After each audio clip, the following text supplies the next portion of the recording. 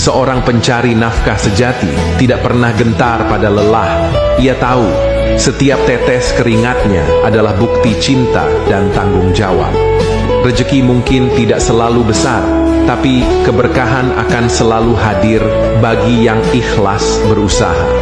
Jangan pernah malu bekerja keras, karena dari tanganmu yang jujur, keluarga bisa tersenyum dan doa mereka menjadi pelindungmu.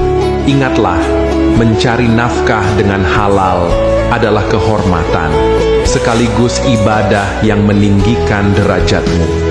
Seorang pencari nafkah sejati tidak pernah gentar pada lelah. Ia tahu, setiap tetes keringatnya adalah bukti cinta dan tanggung jawab. Rezeki mungkin tidak selalu besar, tapi keberkahan akan selalu hadir bagi yang ikhlas berusaha. Jangan pernah malu bekerja keras,